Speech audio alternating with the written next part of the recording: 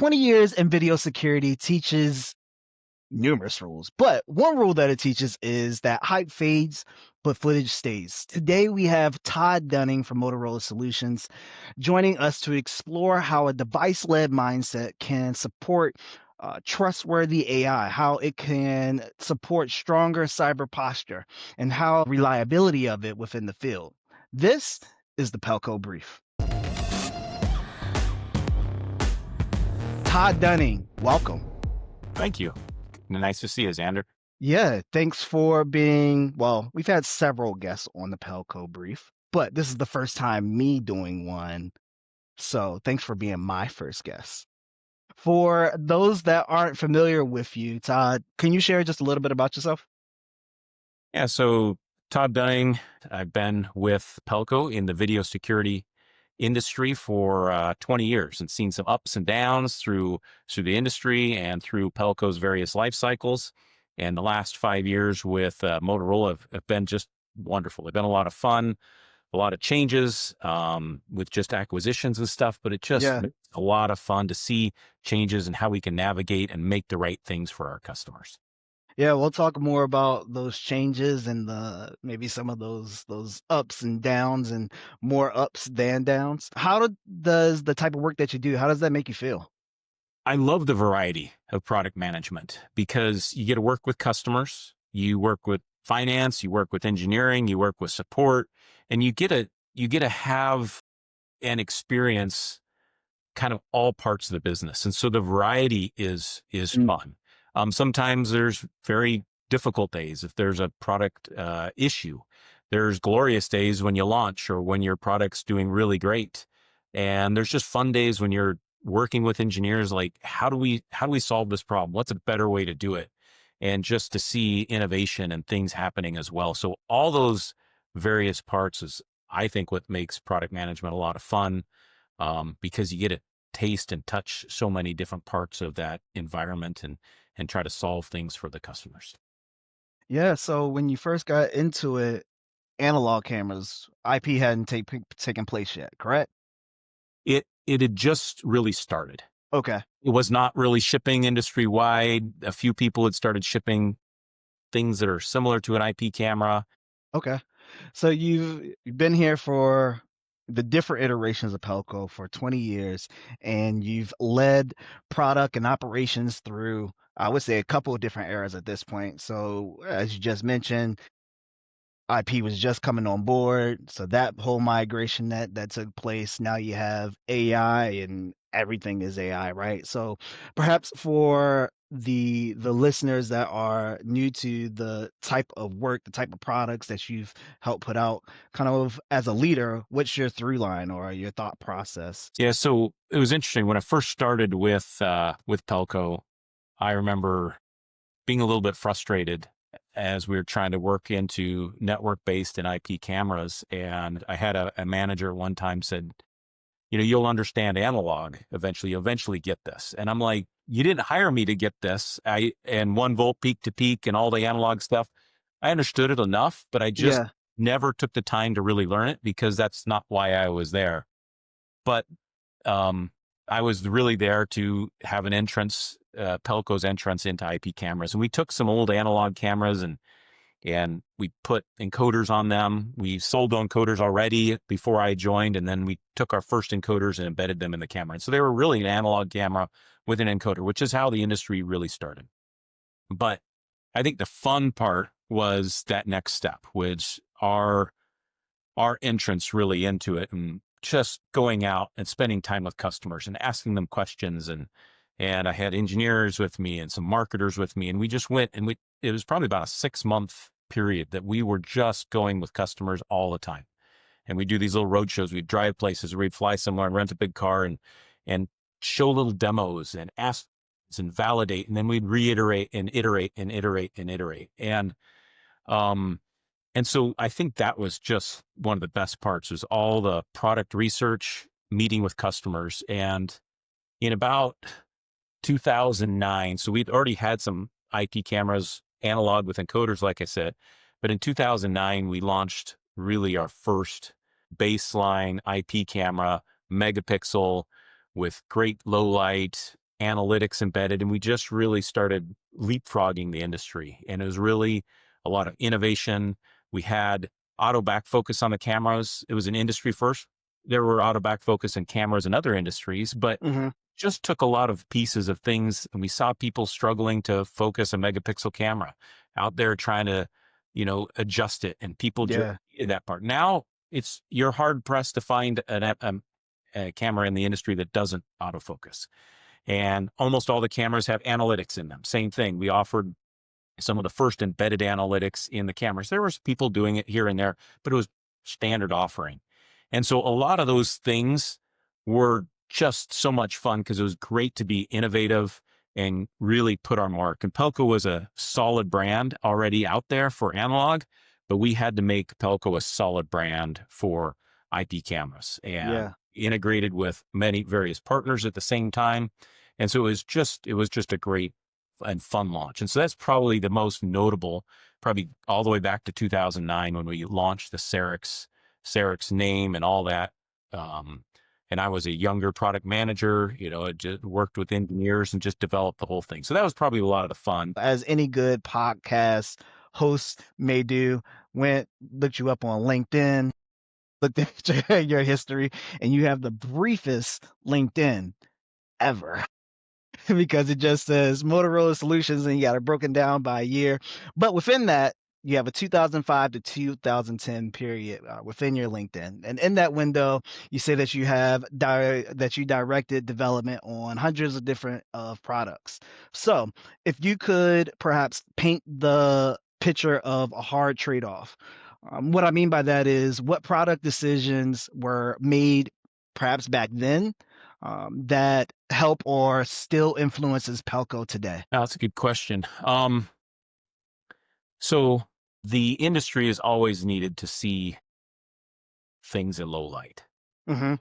And so low light is in video security is always been very important. Image quality is always, always, always important.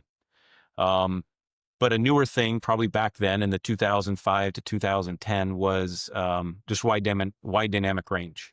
The sensors were not naturally really good at wide dynamic range, and so there was a lot of technology being introduced with that. And so introducing wide dynamic range back then, people usually would choose, do I want dynamic range or do I want low light? And so So it's a handoff. it was a trade-off, and people had to Yeah. pick, and they're like, oh, this camera is going to have dynamic range and this one's going to be set up for low light, and people would have to kind of adjust them. And so we would just challenge our engineers. It's like, you got to do both. You have wide dynamic range at these times of day, and then the rest of the at night, it's really low light.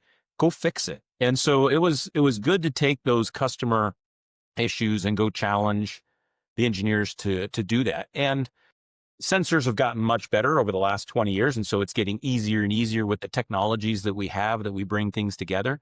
But that was one example that we did. I mentioned analytics earlier. We started putting analytics onto some of our early cameras there back in about that 2009 period. We had cameras with a coprocessor, an additional processor in there just to manage the analytics because the processors couldn't handle it back then. And so we had our baseline megapixel cameras, and then we had a family with a coprocessor just to be able to handle the analytics. And then we had some analytics we made internal, and then we also used other people's analytics that we partnered with.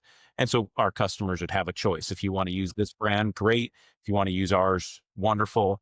And we would sell either one. And so those were things that were, I think, just fun to do because it was just redefining how we can solve problems for customers out there. I mentioned, um, auto back focused was new to our industry and just needed. And so we introduced that, and many other people have it, and all of them have focus or back focused. Then and now even today, we're doing ways that we connect to the cloud for analytics and just other innovative ideas. But I guess that's probably for later on. Myself, sorry about that. You get so excited when you talk about the future, but that's part of what you do, right? As have one foot, at least I imagine you have one foot in the present, and then you have one foot in this future that you can't particularly really see, but you know that you got to be creating and making products for that. So with those trade-offs and things that you mentioned, were there any design choices that showed up in the field that surprised you, either from Pelco or other brands? There, there are What all. Go ahead. Did you read? Well, yeah, I was just gonna say, in the context of we're talking about in the past, right? So not present, not future, but in the past, any design choices, once again, either from Pelco or other camera manufacturers that just they showed up in the field and they surprised you. Oh, it came out of nowhere. I think what I had to learn is it's one thing to design in a lab or on a bench, but the installation process, I had to learn that early on. That is, it's critical. That's part of how do you install? Can we can we have the installation that there's only, let's say, one tool to use, whether you're installing a dome or a bullet or whatever it is. The more tools that somebody has to have with them, the more inconvenient it is. Also, make sure that you have the right things in the box. How can you even preload firmware or make sure the firmware is updated? A lot of times, people want to do as much as they can in their warehouse or in their site before they go on to location. And so, Hmm. what can we do to help them and prepare the product? Today, we have a little port in our boxes that you can go update the latest firmware, or you could even go configure to an IP address. And so, seeing people do that in their labs, we would see people actually cut out boxes and connect cameras, and we'd be like, why do you do that? And okay, well, Hmm. what we need to do is we need to IP encode because we know this camera is going to go to the northwest corner of this wing and this. And so watching how installers did their job was was insightful. And like, oh, well, we can probably do other things. And so there's a lot of things that we do today, tools we have, or like I said, the box design. But then there's ways we challenge the engineers too. It's just like, okay, there's times I remember we had a camera that had, I think, two different screw sizes on the bullet. And we're like, Yeah. we can't be doing that. And the customers were quick to say, let's not do that. And so we need to make sure that we're always doing things for the installation because that's a true cost for the installers. And how do we help them? And then let's say a camera does need to be replaced, the same thing. They might need to take it down and replace it. And so that whole process, and our engineers do a really good job. And it's nice to see sometimes other people in the industry, to your point, it's like, wow, that's a brilliant idea for installation. Let's go maybe leverage or take that idea and let's go build on that. And so installations, something that I had to go learn. And sometimes we had to kind of teach the engineers. They would show me a great concept. Look how easy this is. Like, great. Let's get up and let's have you show me how to do that on a ladder. Because it was a really good idea with two hands on a bench, but it has to be up on a ladder or in a lift or something like that. And so making sure that those that are designing it understand what the customers go through is just helpful. And those that get it, they really get it really good. And then the engineers can just accelerate and provide really great product. Still talking about the past across Schneider Electric, uh, and then now being with Motorola Solutions. What is something that has never changed within Pelco's DNA? So Pelco, Pelco was known when I joined Pelco in 2005, and Pelco was known for it was called fanatical customer support. It wasn't customer, it was fanatical customer. I mean, Nado. and it was crazy because you join and you're like, yeah, we take care of the customer. Got it.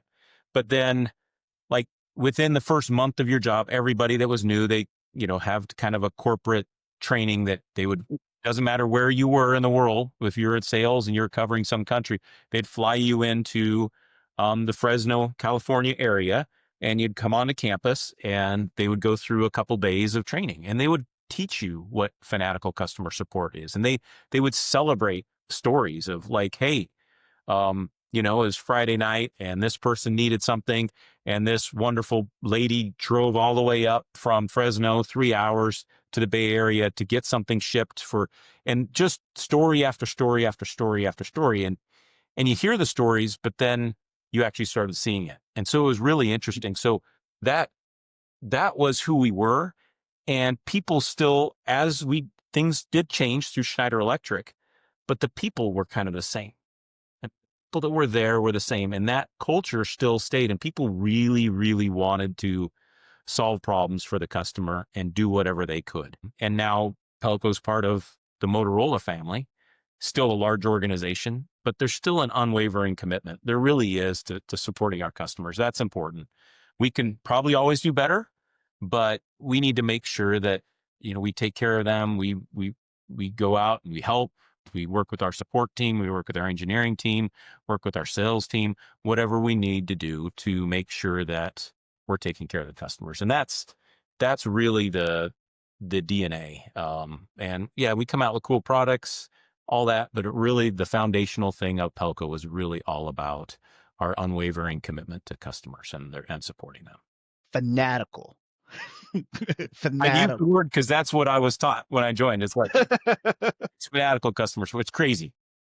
And as people would come in, I remember seeing other people do the same thing. You're like, yeah, yeah, yeah. And then you're like, oh, okay. I didn't realize it really was fanatical and it was crazy and it was kind of fun. So if you could send a memo to yourself in 2005, one sentence, what would that say? We embrace the time that you have because there really have been various different times that the first 3 years, lots of learning for me because I was new to the industry. Um, but it was just a glorious time to see that and get that foundational. This is what Pelco was, the family. There was the next period of Schneider Electric, and sometimes you want to go like, hey, I want that old time. But I think each time in life, regardless if it's work or whatever, I think if we enjoy and we embrace what we have and we're just positive and we're like, okay, yeah, this might be a trouble time I'm working through, whatever it is. I think if you're optimistic, I think things can change. We can change behavior, we can change culture, and we can provide great solutions for the problems that we're dealing with just that optimism and innovation. And so I would say that's the thing is just be optimistic, be happy, and embrace the time you have. Yeah, I love that. Embrace the time that you have. There goes a little nugget for us It, on the you can't Pelco get it brief. back, right? I mean, get it That is back. true, right? Well, you enjoy it. Enjoy it while you That can. is true. All right, so let's hop in the DeLorean. Let's go from 2005 to 2025. Pelco, as of this year, earlier this year, went through a big rebrand and went back to, well, I say back, but more of our mission statement of being device led. And so device led can sound kind of old school sometimes. And I am a big believer of defining words, defining vocabulary and terms. So in 2025, what is device led? Can you define that for us? So let me go back a little bit on the histories. Pelco, when I started, they used things like matrix switchers, which is all analog based, how they would control many, many cameras, thousands of cameras in a large site, whether it's a casino or whatever. They had just launched an IP based VMS system that was called Endura, is about a year or two old when I joined, and that was our video management system. And then in 2015 or so, we launched Video Expert, which was a video management system. We had a few others in there, Digital Century and things in there also. But it didn't matter what it was. We were always a solutions kind of company. We sold the recording solution, the camera, mounts, whatever you needed for that end-to-end solution. And as we've come part of the Motorola family, and Motorola acquires many companies, the Avigilon brand is the end-to-end solution. Yeah. Pelco brand, just because we've come together and this is how we're working. The Pelco brand is become device led, or we'll call it video management system agnostic. We design and we work with other VMS partners now. So now back to your original question.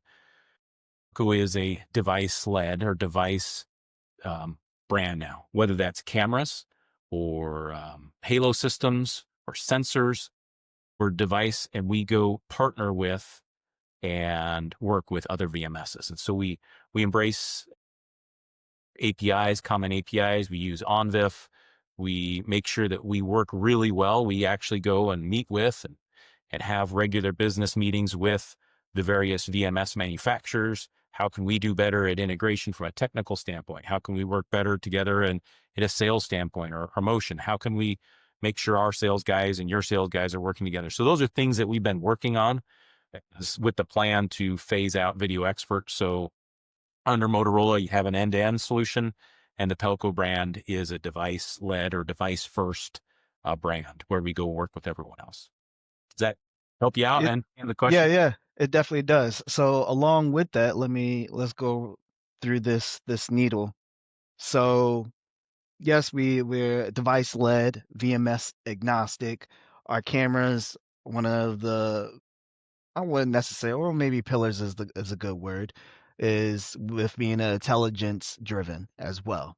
And so you have AI. What is your thoughts on where does AI assist most today? No magic, just a measurable how it helps.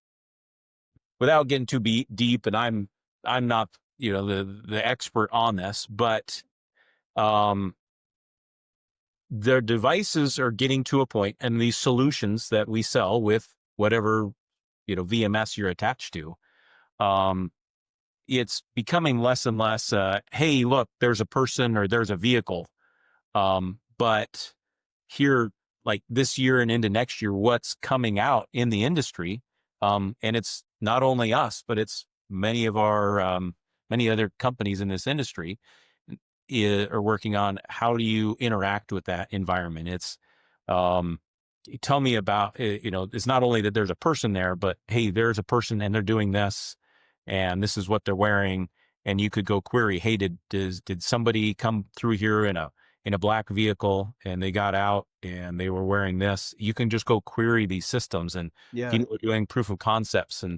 And as I go to on-VIF events, where you see all the companies working together for some of these new standards coming over, people are working on those solutions, and we'll start seeing a lot of really, really neat things. And I don't think that acceleration is going to slow down. So we're probably, really at the bottom of a hockey stick of what's going to change in this whole industry when it comes to AI.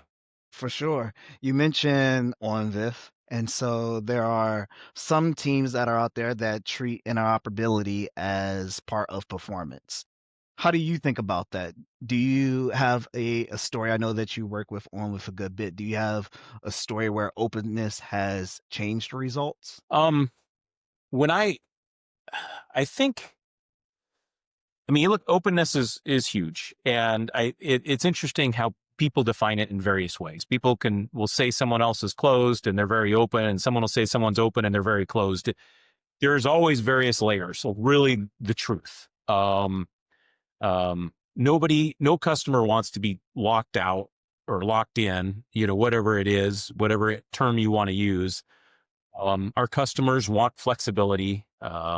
Things change, management changes, people change opinions. And so OnVIF has provided to the industry an ability that all devices kind of try to speak the same thing. And the quality of that has increased over the years. They have various, uh, so yeah, in a nutshell, how OnVIF works is there's a bunch of APIs or the specs of OnVIF.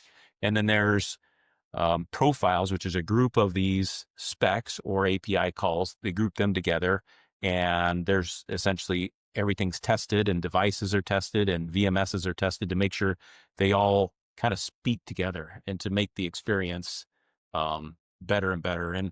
And um, and I think this is a place that Pelco really shines. As we work with our partners, we want to make sure that the other VMSs don't have issues integrating to our devices and that things just work. And so we have great engineers that take care of that. So I don't know. I think I kind of talked around the question, but did that answer it or did I miss something from that?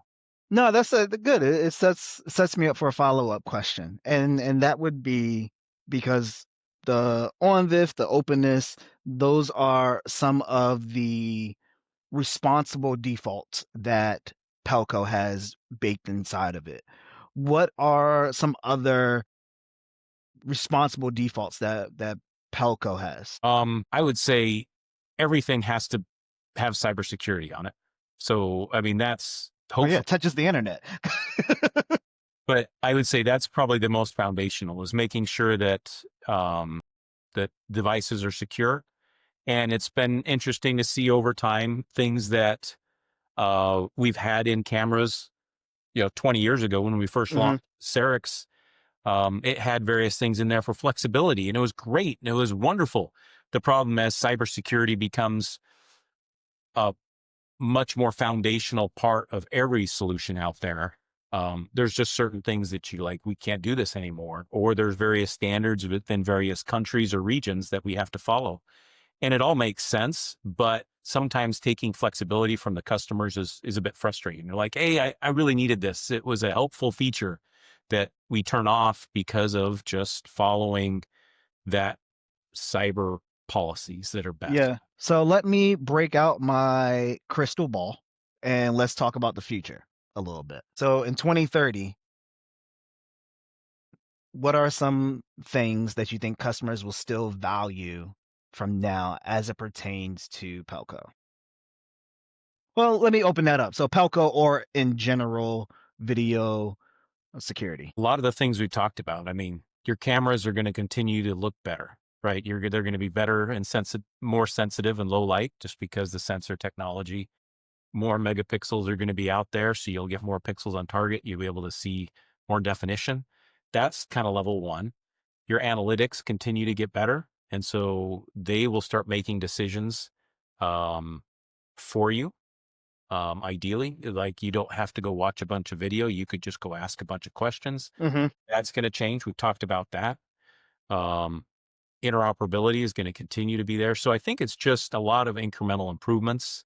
There'll be innovations, absolutely, but I would just say the the core things still need to be the core things. Just everything gets better. I can't disclose everything that we're working on, but um, I think the expansion of more and more sensors. Right now, we have visible sensors, we have air sensors. There's all kinds of other ways to start tying things together, and all companies need to differentiate. And so I think we'll do that. I think other companies will continue to do that. And so I see a lot of innovation there. But there's just things like for us in particular, we just need to make sure we continue to take care of the customer. We have whatever it is, it just make things simple, right? Whether it's Yeah. returning a camera or servicing something, there's a lot of little things you can do, those incremental improvements in every area of your business. And the second you start tying some of those together, maybe a technology with maybe something from the back office, and you start tying some of these innovations together, I think is where you really get a lot of more momentum. And so that's where you start seeing and part of the Motorola family, there's a lot more opportunities there, which is really kind of fun. And so not only can we create a device, but we might be able to connect into other things in the Motorola family. Or if I'm attached to another VMS, what other cool things are they doing that I can augment their system? In the end, we just need to solve great problems for the customers. But I know what's going on a lot more within my Of family, course. my role in. So I see a lot of encouraging things there. But a lot of times what we're working on is very similar to what others. And so you can start seeing ways to make it easier to connect to the cameras, make it easier to ask the cameras, make it easier for the cameras to be monitoring stuff for you. And so it's just going to be interesting to see how the industry moves. I think with the AI and the acceleration of there, I think it's going to be probably around a lot of that. Yeah, I would agree. For leaders that are under pressure to add AI yesterday, right? So leaders who, for whatever reason, someone is pushing them to have AI and implement it yesterday, what would you tell them? It's accelerating so fast that I wouldn't worry about yesterday. I would just worry about going forward. I would embrace it, study it, maybe get an expert on the team or get somebody on the team that can go learn because what what was out there 6 months ago or 2 years ago is irrelevant now. And what's coming is going to change. And so I'd say I wouldn't worry so much about the past. I would just start getting in as soon as you can and start learning and seeing, and you'll just see a lot of changes. I mean, I'm not saying anything that you don't hear on the show floor Yeah, of very any much trade, so.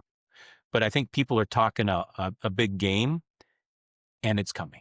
Just the technologies. You look at NVIDIA stock or some of these things, and you just go, it's out there. People get on Chat GBT or Gemini or whatever your favorite thing is, and the amount of things you can do and create is really impressive. And it's going to be the same thing. You can say, ask your system. It's like, hey, was there a delivery truck that was with this color, and was it here on this day, and what did they deliver? And what did that person look? I mean, the VMSs and the ability to search data is just getting easier and easier. And so everyone's going to move into that industry. And so we need to make sure we provide um, good devices, that Yeah. it's easy for all of our partners to be able to do that and provide those solutions. And so we need to be able to make sure we integrate well. We have good image quality. We're cybersecure, all those foundational things, so that AI explosion continue to rocket forth and take off. Takeoff it is doing. That is absolutely for sure. It's baked in, I would say, to at least 30% of my day, if Yeah. not more. Yeah. I mean, think about how easy it is to rewrite an email or just, hey, reword this in a more formal, reword this in a more casual thing. I mean, it's the same thing with videos. You can go make pictures these days, and videos are just going to be the next step. And so it'll also be interesting to see how, um, like, authenticity is going to become another big one. I guess I should add Yeah. 2030. Authenticity, is that an authentic video? Is that an authentic snapshot? And there's just so much fake out there that I would say that's probably one that I missed earlier. Is there's going to be authenticity standards that we'll all be working with, and we just need to make sure that the what we're providing is good, it's real, it's not tampered with in any way. And so that's probably another big one for that people are working on now, that will just become a standard in 20, by 2030 as well. Thank you for being with me. Is there anything else that you wanted to say, share on the Pelco brief while you're here? I just say thank you. I mean, it's great to see your passion and excitement. Hopefully, I was exciting enough. I can't compete with Xander, but I would say it's a fun time. It's a wonderful time to be in Pelco. It's great to be part of the Motorola family.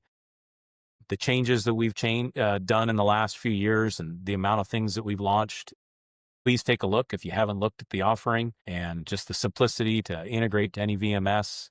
Check out Elevate and the analytics, and the camera health check. I mean, it's just, we have come a long ways, and it was fun to be part of Pelco 20 years ago, and it's fun to be part of it now. And so to kind of see those two bookends, and just be part of it, it's a fun time. Check it out if you haven't looked at us lately.